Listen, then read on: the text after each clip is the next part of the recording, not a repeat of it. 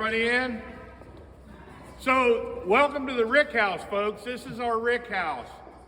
When Kelly and I was talking with Tony and he wanted to move the company, we thought about a distillery and a Rick House. A Rick House, what you're standing in, it's called a Rick House, is where you store full whiskey barrels. This building right here is highly regulated. It's a bonded warehouse that Tony got a license for, and he stores barrels for people in here. These barrels are full of whiskey, folks. These are Cooperstown. So this is Cooperstown Distillery that we have in here now. They have several others that have approached them to store whiskey barrels in our Rick House. You can see it's not insulated. It's cold in here. It's hot in the summer. The heat, the expansion and contraction is what helps barrels to produce the flavors that they do. So we've got another load coming in on Tuesday for Cooperstown, another row here, and then we've got some other companies that are going to be coming in. Now these barrels over here that you see are barrels or finished barrels getting shipped out to distilleries. These are stuff we made.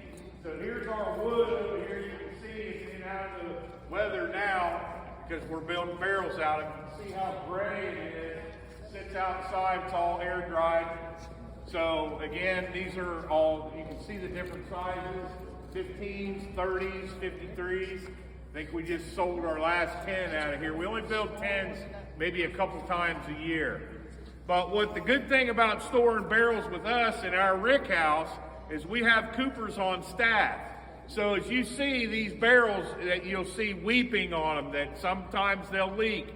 And most of it for us, the way they're storing them right now, stacked like this, it leaks around the bungs.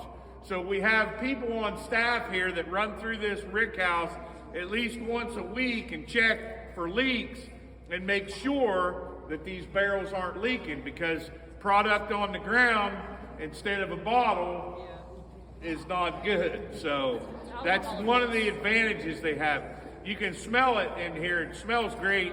You can smell the liquor. It's cold today, so it's not quite as prominent, but in the summer when it's hot, you can come in here and literally you can really smell the whiskeys. Some of this is rye whiskey. Some of it is bourbon. Some of it is brandy. There's a lot of different ones. Now Randall has in his building, he has some barrels, but he also has some barrels out here also. So this is the Rick House. Good. If you ever get a chance to get to Cooperstown, taste their product, and know that it all comes out of our barrels. And that's what creates the flavor. 80% of the flavor in bourbon and whiskeys is coming out of that barrel. So what we do is very important. The low temperature toasting, the fire bending, the exact temperatures on charring, and the quality of our wood is what creates such good flavors for our customers.